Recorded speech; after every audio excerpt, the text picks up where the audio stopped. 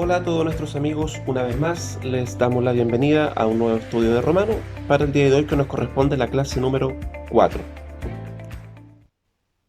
Continuando entonces con la cuarta clase de la carta de Pablo a los romanos, recordar a modo general que lo que Pablo hace en esta carta es explicarle a los hermanos de Roma en qué consistía el Evangelio. La iglesia de Roma estaba compuesta por judíos y no judíos, o sea, gentiles, y ya existía hace algún tiempo. Y hasta acá algo que no habíamos mencionado era que esta iglesia en sus años de vida ya había experimentado la expulsión de algunos de sus miembros, ya que un emperador llamado Claudio en un momento expulsó a los judíos de Roma. Y esto claramente también incluía a los judíos que formaban la iglesia de Roma. Después de unos años se les permitió volver, y cuando estos judíos volvieron se encontraron con una iglesia gentil, compuesta solamente por no judíos, y claramente tenían ya costumbres y muchas tradiciones que no eran judías, y esto provocó un cierto choque entre ambas culturas, siendo los dos grupos miembros de la misma iglesia, provocó un choque entre ambas culturas, los judíos y los gentiles. Entonces no se ponían de acuerdo sobre la forma en la que debían seguir a Cristo y vivir la vida cristiana. Había cierta confusión, y por eso también Pablo, ¿cierto?, es movido a escribir esta carta donde les explica el Evangelio y les explica la fe en Jesucristo, en qué consistía. De esta forma, ¿cierto?, pasamos a el tema 4, que es el tema de hoy, que es la confirmación de la justificación. Y antes de continuar, para poder entender la clase del día de hoy, le hacemos la invitación, si es que aún no lo ha hecho, para que pueda ver los videos ya publicados, ya que como acá dice el título, ¿cierto?, de la clase de hoy, nuevamente hablamos de justificación. El concepto de justificación lo explicamos en la tercera clase en el video anterior. Por lo tanto, si tiene dudas sobre el tema o no sabe lo que significa o lo que implica esta justificación, le invitamos a que pueda verlo en el video número 3 y también, si no lo ha hecho, también que vea los videos anteriores para poder ir entendiendo el contexto de la carta a los romanos. Recordar que acá ya Pablo, ¿cierto?, desde el capítulo anterior ya viene hablando de la relación entre la ley y la gracia. Aclarar que cuando Pablo habla de ley no se refiere solamente a los 10 mandamientos, sino que se refiere a toda la Torá. Cuando Pablo habla de ley, está hablando de toda la Torá, incluso también de los profetas, en algunos casos. Ahora, vamos a pasar al capítulo 4, y lo genial del capítulo 4 es que nos muestra algunos ejemplos del Antiguo Testamento, siendo el principal de ellos y el gran ejemplo Abraham. Y para la clase de hoy también vamos a tener una frase que va a resumir, va a sintetizar todo lo que vamos a ver hoy día. Y dice, la fe que permitió a Abraham ser declarado justo es la misma fe que hoy nos permite ser reconciliados con Dios. Y en la primera sección que vamos a ver hoy día, que va en el capítulo 4 del versículo 1 al 16, lo primero que nos dice Pablo es que nosotros buscamos ser justos a través de las obras. También nos dice que nosotros buscamos ser justos mediante ceremonias y religiosidad. Y por último, nos dice que Dios cumplió su promesa en base a su justificación. Y cuando hablemos de justificación, recordar el esquema de la clase anterior. Y al final del capítulo 3, Pablo venía diciendo que Dios justificará por la fe a los que están circuncidados y mediante esa misma fe a los que no lo están, hablando que la salvación era por fe, no por obras. Y dice en el 31, ¿quiere decir que anulamos la ley con la fe? De ninguna manera, más bien confirmamos la ley. Ahora, ¿cómo la confirmamos? ¿Por qué la confirmamos? Pero como terminó el capítulo, nosotros decimos, punto, listo, Pablo terminó su argumento. Pero no, él sigue argumentando inmediatamente en el capítulo 4. Y acá él quiere demostrarnos cómo la ley, cómo la Torá, confirma que la salvación es por fe, que siempre fue por fe, nunca fue por obras. Y que todos los salvos del Antiguo Testamento fueron salvados de la misma forma en que hoy día nosotros somos salvados, por la fe en la obra y en el carácter de Dios. Y Pablo remata esto diciendo, tomemos un ejemplo cualquiera, dice él, a Abraham, que claramente no es un ejemplo cualquiera, ya que más allá de sus errores, y que tuvo mucho Abraham en su vida, independiente de eso, Abraham, para la cultura judía, es considerado el más judío de los judíos, el más justo de los justos, el padre de la fe. Y Pablo toma justamente a Abraham, que es el modelo del judío justo, y Pablo toma a Abraham para explicar que la ley, la Torá, siempre ha enseñado también que la salvación ha sido por fe, que la salvación ha sido por gracia y nunca por obras. Capítulo 4 entonces, versículo 1. Entonces, ¿qué diremos en el caso de nuestro antepasado Abraham? En realidad, si Abraham hubiera sido justificado por las obras, habría tenido de qué jactarse, pero no delante de Dios. Pues, ¿qué dice la Escritura? Le creyó Abraham a Dios, Y esto se le toma en cuenta como justicia. Esto se le toma en cuenta como justicia, su fe. Esta justicia de la que habla Pablo acá es perfección moral. Esta justicia es temor de Dios y una vida consecuente que vive paso a paso, minuto a minuto, conforme a la voluntad de Dios. Esta justicia es la perfección moral delante de Dios que te permite ser amado y aceptado por Él, y además te permite ser un representante de Dios, nada más ni nada menos. Y Abraham fue declarado justo. ¿Y por qué Abraham fue declarado justo? Porque siempre él anduvo y actuó conforme al temor y la voluntad de Jehová. Claramente cuando uno explora la vida de Abraham es evidente que no fue así. Es evidente que él tuvo muchos errores, muchos pecados también. Génesis 15 dice que Dios le dio una promesa a Abraham. Le dijo, sal de tu carpa, mira las estrellas, ¿las puedes contar? Así va a ser tu descendencia. Abraham estaba llegando a los 100 años y su esposa también estaban los dos muy viejitos. Su esposa además estéril. O sea, si uno veía las circunstancias era imposible que tuvieran descendencia, que tuvieran hijos. Toda su vida ellos quisieron tener hijos y nunca habían podido. Y Dios le dice así, mira las estrellas, así va a ser tu descendencia, incontable. Entonces Génesis 15 dice que Abraham le creyó a Dios. Ojo, no dice que creyó en Dios, como las personas, ¿cierto? Yo sé que Dios es real, yo sé que existe. No, dice que él le creyó a Dios, a la promesa de Dios. Él le creyó, creyó en lo que Dios le dijo. Y esta fe se le toma en cuenta como justicia. Versículo 4. Ahora bien, cuando alguien trabaja, no se le toma en cuenta el salario como un favor, sino como una deuda. Si tú haces un trabajo para alguien, la persona que te contrató para ese trabajo debe pagarte.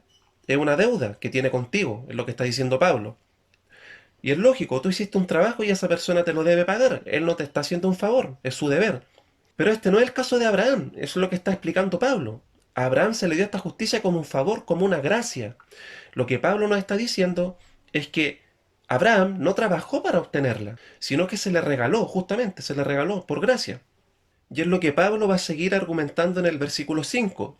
Sin embargo, al que no trabaja, sino que cree en el que justifica al malvado, se le toma en cuenta la fe como justicia.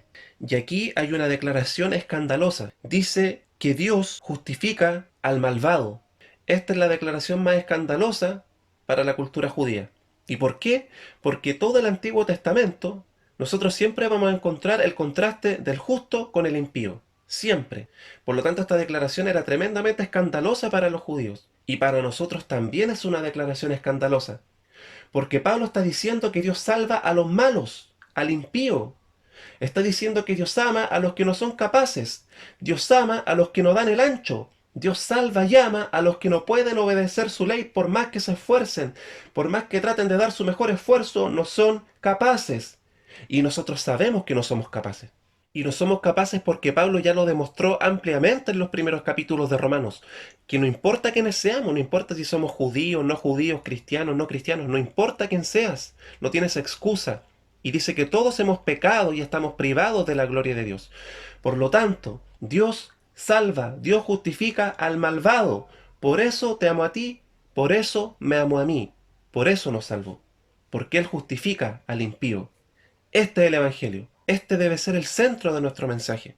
Entonces Pablo no nos está diciendo que debemos desechar el Antiguo Testamento, sino que nos está invitando a un entendimiento más profundo del Antiguo Testamento. Pablo nos dice que no es que el justo sea justo porque sus obras lo hacen justo, y el impío es impío porque él es malvado y sigue los deseos de su corazón. No, el justo es justo porque es igual de impío que el otro en su condición natural.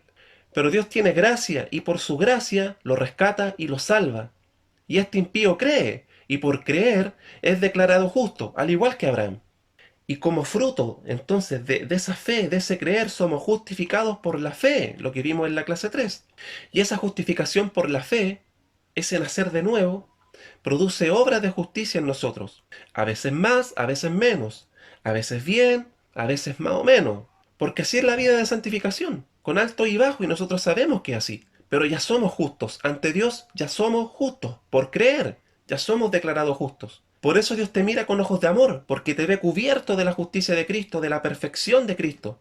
Por lo tanto, la buena noticia del Evangelio, que ya lo anunciaba el Génesis y lo demuestra con Abraham, es que Dios te considera justo, santo y perfecto, solo porque has creído en Jesucristo, su Hijo. Cristo, Él sí es el único santo, justo y perfecto, y su santidad, su justicia y su perfección te cubren, te esconden ante el tribunal de Dios. Esto es la justificación. Y por eso tú eres salvo. Y ahora Pablo muy hábilmente, muy inteligentemente dice, por si queda alguna duda, veamos otro ejemplo del Antiguo Testamento, dice él. Tomemos al gran rey de Israel, el otro gran personaje que se destaca en el Antiguo Testamento, el gran autor de más de 70 salmos, David. O sea, ya tomó a Abraham y ahora toma a David, dos de los referentes más grandes del pueblo de Israel. ¿Y qué es lo que dice David? Versículo 6. David dice lo mismo cuando habla de la dicha de aquel a quien Dios le atribuye justicia sin la mediación de las obras. Justicia sin la mediación de las obras, sin nuestras obras, sin nuestro esfuerzo. Y aquí Pablo toma el Salmo 32 de David en el versículo 7. Dichosos aquellos a quienes se les perdonan las transgresiones y se le cubren los pecados. Dichoso aquel cuyo pecado el Señor no tomará en cuenta.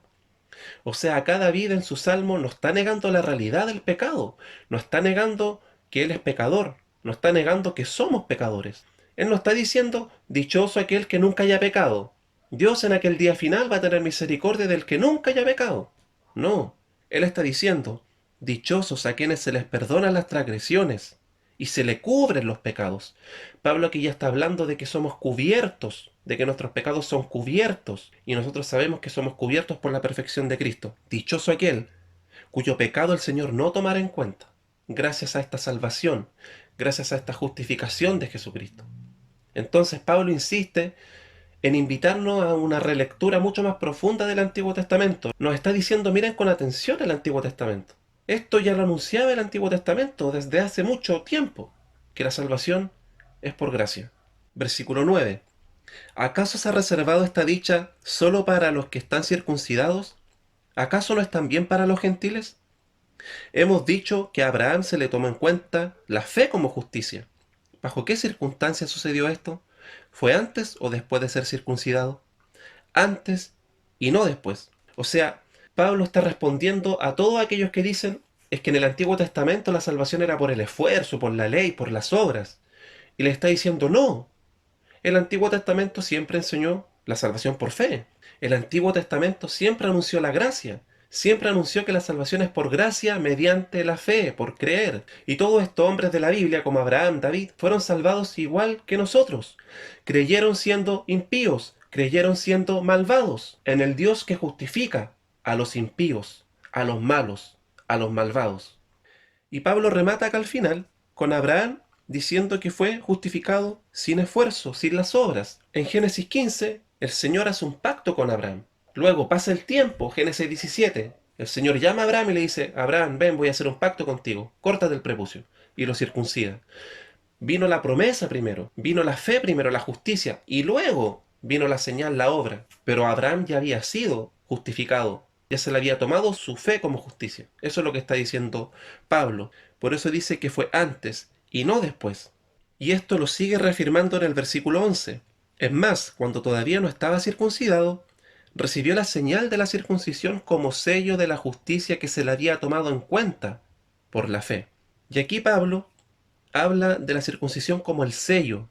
De la misma forma ocurre hoy día con nosotros. El equivalente nuestro, ¿cierto?, a la circuncisión judía, el equivalente nuestro es el bautismo. Así como la circuncisión era un sello, era el sello del pueblo judío, el bautismo es un sello equivalente para nosotros, es el sello que somos del pueblo de Dios. Retomando el versículo 11, por tanto, Abraham es padre de todos los que creen, aunque no hayan sido circuncidados, y a estos se les toma en cuenta su fe como justicia. Y también es padre de aquellos que además de haber sido circuncidados, siguen las huellas de nuestro padre Abraham, quien creyó cuando todavía era incircunciso.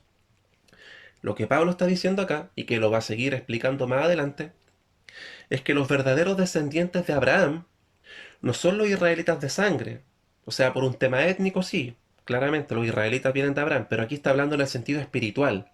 Los descendientes espirituales de Abraham son los judíos o los gentiles, como nosotros, que hemos tenido la fe de Abraham, quienes hemos creído en el Señor como nuestra justicia, tal como Abraham lo creyó.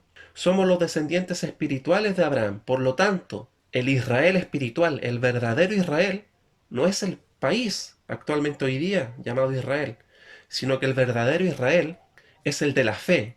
Nosotros somos el verdadero Israel espiritual. Y eso Pablo lo va a seguir confirmando más adelante. Versículo 13. En efecto, no fue mediante la ley como Abraham y su descendencia recibieron la promesa de que él sería heredero del mundo, sino mediante la fe, la cual se le tomó en cuenta como justicia. Entonces, ¿por qué Dios cumplió su promesa con Abraham?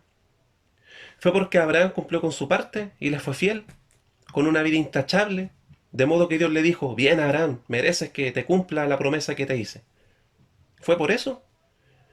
Como mencionamos anteriormente, cuando leemos sobre la vida de Abraham, queda claro que no fue así y que su vida estuvo lejos, muy lejos de ser una vida sin pecado y sin errores. Por lo tanto, si Dios cumplió su promesa con Abraham, no fue por causa del carácter de Abraham, sino por causa de su propio carácter, del carácter de Dios. Y por eso las promesas de Dios son tan maravillosas, porque Dios las cumple por causa de Él, de su carácter, no del tuyo, no del mío. Por eso que Pablo le dice a Timoteo en 2 Timoteo, le dice que si nosotros fuéramos infieles, Él sigue siendo fiel. ¿Y cuál es el argumento que Pablo usa para decir esto? Y él dice, porque Dios no puede negarse a sí mismo. Por eso nosotros alabamos al Señor en muchas canciones por su fidelidad. Y por eso Pablo acá está diciendo que si Abraham y su descendencia recibieron la promesa, no fue por cumplir con las exigencias de la ley, sino solo por creer en la promesa de Dios, solo por la fe. Versículo 14.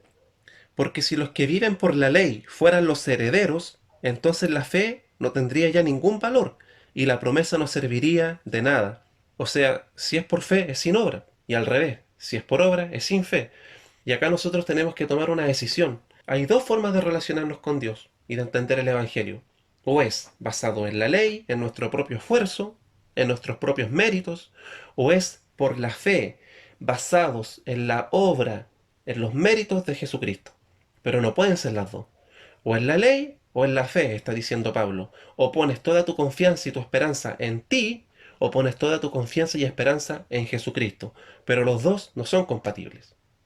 Versículo 15. La ley en efecto acarrea castigo. O sea, si Abraham hubiera sido en realidad recompensado por sus obras, por su vida y su descendencia también, ¿qué hubieran recibido? Castigo. De la misma forma, si nosotros pretendemos salvarnos o mantener nuestra salvación por nuestra obra, nuestro esfuerzo, nuestros méritos, lo único que vamos a recibir de Dios va a ser el castigo, porque Pablo ya ha demostrado de que nadie puede ser salvado por la ley, porque nadie la puede cumplir. Es imposible para nosotros. Retomando el versículo 15. Pero donde no hay ley, tampoco hay transgresión. Y acá la palabra transgresión se refiere en fallar a preceptos puntuales, como reglas puntuales y fallar. Eso es transgredir una regla, por ejemplo. Versículo 16. Por eso la promesa viene por la fe, porque no puede ser por la ley, no puede ser por las obras. Por eso la promesa viene por la fe, a fin de que por la gracia, insiste Pablo en la gracia, este regalo que no nos merecemos, a fin de que por la gracia quede garantizada para toda la descendencia de Abraham. Por lo tanto, esta promesa no es solo para los que son de la ley, sino para los que son también de la fe de Abraham. O sea, Pablo está diciendo, esta promesa queda garantizada por fe, por la gracia, para los descendientes de Abraham. Y estos descendientes, cuando dice los de la ley, se refiere a los judíos, como también los de la fe, los que somos descendientes gentiles, porque tenemos la fe de Abraham. Finalmente dice y lo confirma, quién es el Padre que tenemos en común. Tanto judíos como no judíos tenemos nuestro Padre espiritual en común, que es Abraham. Por eso se le llama el Padre de la fe. En la segunda sección que vamos a ver a continuación, vamos del versículo 17 al 25. Y Pablo nos dice que es la fe en Dios, en su carácter y en su poder, la que salvó a Abraham y también a nosotros. Versículo 17. Delante de Dios, tal como está escrito, te he confirmado como padre de muchas naciones. Así que Abraham creyó en el Dios que da vida a los muertos y que llama las cosas que no son como si ya existieran. Dice en primer lugar que Abraham le creyó a Dios, creyó en Dios, creyó en una persona. Abraham no creyó en un conjunto de reglas, en un conjunto de normas, en un conjunto de requisitos. Abraham no creyó en un sistema religioso, él creyó en una persona, él creyó en Dios. De la misma forma hoy día, nosotros debemos anunciar el Evangelio, y el Evangelio no es un conjunto de reglas, no es un conjunto de normas que nosotros seguimos para ser mejores que otros, no es un conjunto de requisitos que nosotros seguimos para ganarnos la salvación de Dios, no. El Evangelio es una persona, el Evangelio es Jesucristo, y ese debe ser nuestro anuncio. Así que Abraham creyó en Dios, que da vida a los muertos y llama a las cosas que no son como si ya existieran, aquí haciendo referencia a la creación. Y aquí Pablo está derramando teología hebrea.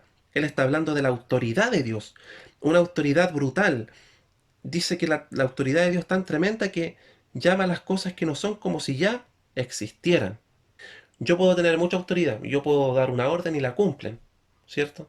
Pero la autoridad de Dios es tan tremenda que Él solamente con su palabra, Él da la orden y las cosas que no son pasan a existir. Una cosa tremenda. Esa es la autoridad del Dios todopoderoso y soberano en el cual creemos. Versículo 18. Contra toda esperanza, Abraham creyó y esperó, y de este modo llegó a ser padre de muchas naciones, tal como se lo había dicho. Así de numerosa será tu descendencia. Su fe no flaqueó, aunque reconocía que su cuerpo estaba como muerto, pues ya tenía unos 100 años, y que también estaba muerta la matriz de Sara. Ante la promesa de Dios, no vaciló como un incrédulo, sino que se reafirmó en su fe y dio gloria a Dios.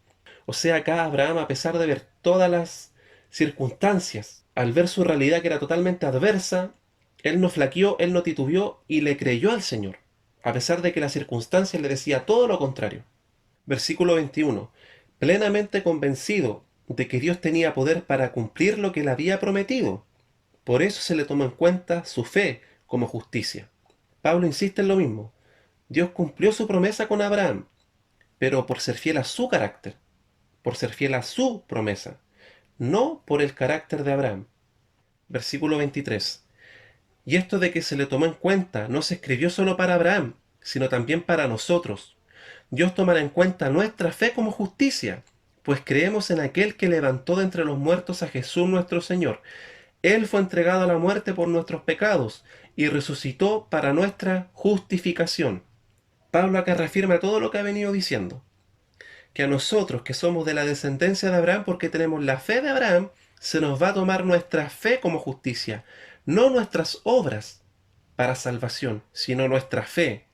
Y esto nos llama a preguntarnos en quién estamos poniendo nuestra fe, porque él dice en el versículo 24, creemos en aquel que levantó de entre los muertos a nuestro Señor. Por lo tanto, fe, pero fe ¿en quién? ¿En quién estamos depositando nuestra fe? ¿Estamos depositando nuestra fe para la salvación en nosotros, en nuestra conducta, en nuestro desempeño? ¿O estamos poniendo nuestra fe en el Señor, de que Él obra a nuestro favor y que su justicia es la que nos representa ante Dios y nos salva? Finalmente en el 25 dice que Él fue entregado a muerte por nuestros pecados, por todos nuestros pecados, y resucitó para nuestra justificación.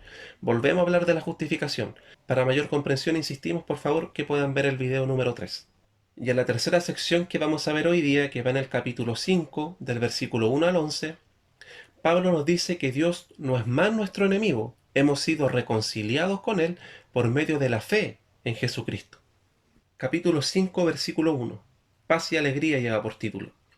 En consecuencia, ya que hemos sido justificados mediante la fe, tenemos paz con Dios por medio de nuestro Señor Jesucristo.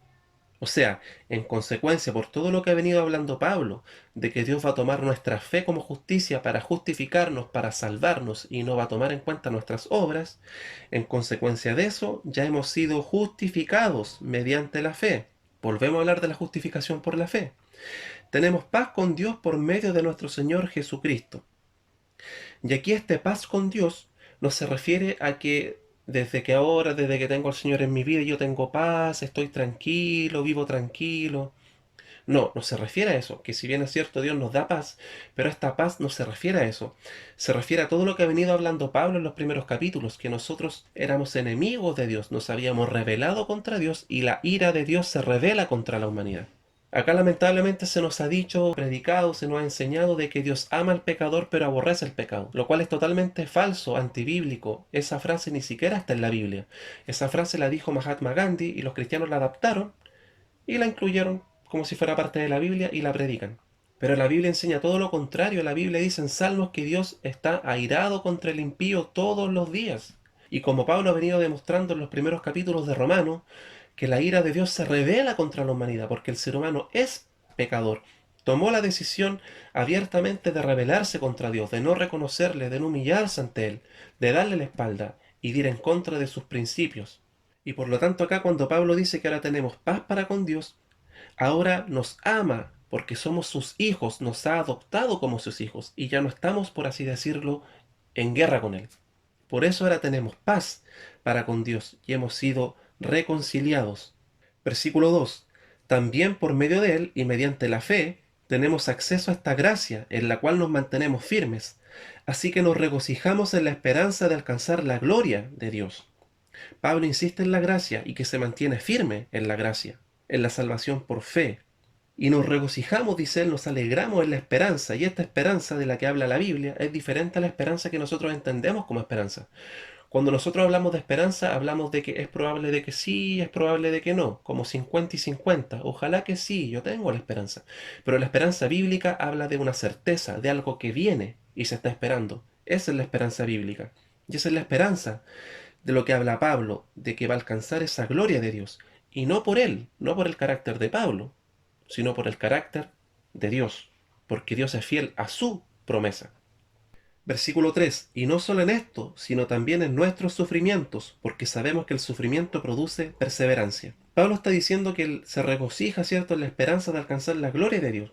Pero no solamente se regocija en esa esperanza, sino que también se regocija en los sufrimientos. ¿Y por qué Pablo dice esto? ¿Por qué se goza en los sufrimientos? ¿Y por qué deberíamos nosotros gozarnos en los sufrimientos? Es porque debemos entender justamente que como ya estamos en paz con Dios, Dios ya no está enojado con nosotros. Dios ahora nos ama. Por lo tanto, lo que tú estás pasando, porque hay mucha gente que dice, si soy cristiano, hijo de Dios, ¿por qué me pasa esto? O desde que sigo al Señor perdí mi trabajo, desde que me hice cristiano me pasó esto. ¿Dios me está castigando por mi pecado?, se preguntan. Pero no, la Biblia enseña que nuestro pecado ya fue castigado en Jesucristo. La maldición que nos tocaba a nosotros ya fue castigada en Jesucristo. Por lo tanto, Dios no está enojado contigo. Y ese sufrimiento que tú estás pasando no es porque Dios esté enojado contigo. Muy probablemente si nosotros, cierto, estamos en algún aspecto equivocados o estamos mal, Dios por supuesto que nos puede corregir como un padre que ama corrija a su hijo. Y Dios puede traer corrección sobre nuestra vida como Él quiera. Pero es porque nos ama. Por eso Dios permite muchas veces esas cosas en nuestra vida. Porque Él nos ama y sabe qué es lo que necesitamos. Nuestra vida está en las manos de Dios y estamos en el plan de Dios. Y lo que te pasa o deja de pasar es porque Dios lo permite. Y si Él lo permite es porque es lo mejor para ti. Por eso que a los que aman a Dios todas las cosas le ayudan a bien. Pero Dios no te está castigando por tu pecado. Sí te puede estar corrigiendo, pero no castigando. Porque nuestro castigo ya cayó en Jesucristo. Y por eso ninguna condenación hay para los que están en Cristo Jesús. Versículo 4. La perseverancia, entereza de carácter. La entereza de carácter, esperanza. Y esta esperanza no nos defrauda. Pablo vuelve a lo mismo. Esta esperanza bíblica es de certeza. Y esta esperanza no nos defrauda. Porque Dios ha derramado su amor en nuestro corazón por el Espíritu Santo que nos ha dado. Pablo insiste en el amor de Dios. Y el amor de Dios es un amor perfecto. Yo me equivoco mucho, cometo muchos errores. Su amor no disminuye, se mantiene. Yo también hago muchas cosas buenas. Su amor no aumenta, se mantiene. Ese es un amor perfecto, que no es como el nuestro, que nuestro amor es cambiante. El de Dios no, nos altera, porque Él es inmutable y por lo tanto su amor también es inmutable. Versículo 6. Y Pablo, miren lo que insiste, versículo 6. A la verdad, como éramos incapaces de salvarnos. Pablo insiste en lo mismo por si todavía queda alguna duda. Hermano, hermana, eres incapaz de salvarte. Solo tenemos que confiar en Jesucristo, en nuestra única esperanza para salvación, hasta el final. A la verdad, como éramos incapaces de salvarnos, en el tiempo señalado, Cristo murió por los malvados, y vuelvo a decirlo, Cristo murió por nosotros, por los malos. Difícilmente habrá quien muera por un justo, aunque tal vez haya quien se atreva a morir por una persona buena. O sea, Pablo está diciendo, nadie va a querer morir por otra persona. A lo mejor ya si la persona es extraordinaria, es muy buena, a lo mejor va a haber alguna persona por ahí que quiera sacrificarse. Pero sigue siendo muy difícil. Pero no solo eso, sino que él dice, pero Dios demuestra su amor por nosotros en esto, en que cuando todavía éramos pecadores, Cristo murió por nosotros. O sea, no solamente es que alguien se atreva a morir por alguien bueno, sino que el mismo Jesucristo murió por los malvados, por nosotros. Entonces, nosotros nos creemos buenos, pero la Biblia nos dice que nosotros no somos buenos. Nuestra esencia, nuestra naturaleza es mala. Y Cristo murió por nosotros, murió por los malvados. Por lo tanto, Él ya no necesita andar demostrando que nos ama, porque Él ya lo demostró cuando todavía éramos pecadores y Él murió, Él pagó por nuestro pecado, por nuestra maldad, por nuestra rebeldía. Él murió por nosotros. Versículo 9. Y ahora que hemos sido justificados por su sangre, ¿con cuánta más razón por medio de él seremos salvados del castigo de Dios? Pablo acá está hablando de la seguridad, de esa esperanza en la que él se regocija. ¿Y por qué él se regocija en esta esperanza? Porque él tenía seguridad de su salvación, porque sabía que su salvación no dependía de él, no dependía de sus obras, de su esfuerzo, de sus méritos. Él decía y sabía que su salvación dependía de Jesucristo, de la obra de Jesucristo a su favor. Y acá esto no es libertad para pecar, no. Insistimos en lo mismo, aquí estamos hablando de salvación, para efectos de salvación. Tus obras no cuentan, como Pablo lo dice, que por su sangre somos justificados, y con cuánta más razón por medio de él vamos a ser salvados del castigo de Dios cuando venga el día de la ira. Nosotros vamos a ser salvados por la sangre de Jesucristo. Él ya nos salvó, y esa es nuestra fe, esa es nuestra esperanza. No es libertad para pecar, porque cuando ya has sido salvado, tú sí o sí das frutos de arrepentimiento. Si Dios te salva, Él no te va a dejar en tus pecados, la gracia también te va a transformar. Esa es la santificación, pero nuestra justificación ya ocurrió, ya hemos sido justificados y hemos sido salvados. Y Pablo continúa, versículo 10, porque si cuando éramos enemigos de Dios, Pablo insiste en esto, éramos enemigos de Dios. Si cuando éramos enemigos de Dios fuimos reconciliados con Él mediante la muerte de su Hijo, ¿con cuánta más razón, habiendo sido ya reconciliados, seremos salvados por su vida? Pablo insiste en esto. Y esta debe ser nuestra seguridad. No dudes de tu salvación. Si tú has depositado toda tu confianza en el Señor, si tú has creído en Él, si tu fe está puesta en Él, si tú has tenido un encuentro con el Señor, si has nacido de nuevo, no dudes de tu salvación. Y esa es la buena noticia del Evangelio, que somos salvos por la obra de Jesucristo. Lo que tú no podías hacer, lo que yo no podía hacer, lo vino a hacer el mismo Hijo de Dios, el mismo Jesucristo. Vino a salvarnos y a garantizar nuestra salvación. Jesucristo en la cruz no estaba haciendo posible tu salvación. Jesucristo en la cruz estaba garantizando tu salvación. Tenemos un Salvador poderoso, un Salvador eterno. Esa debe ser nuestra fe. Versículo 11. Y no solo esto, sino que también nos regocijamos en Dios por nuestro Señor Jesucristo, pues gracias a Él ya hemos recibido la reconciliación, dice Pablo. Por último, y resumiendo la clase de hoy, Pablo nos dijo que nosotros buscamos ser justos a través de las obras, y también buscamos ser justos mediante ceremonias o religiosidad, mediante esfuerzos religiosos, que nos ven a nosotros como el centro, a nosotros como capaces de lograr la salvación o lograr el amor de Dios o lograr su misericordia. Luego Pablo nos habló de que es la fe en Dios y en su carácter y en su poder la que salvó a Abraham y también es la que nos salva a nosotros. Por lo tanto, finalmente Pablo nos dice que Dios no es más nuestro enemigo. Ya hemos sido reconciliados con Él, pero no por nuestro esfuerzo, no por nuestra obra, sino que por medio de la fe en la obra y en la justicia de Jesucristo.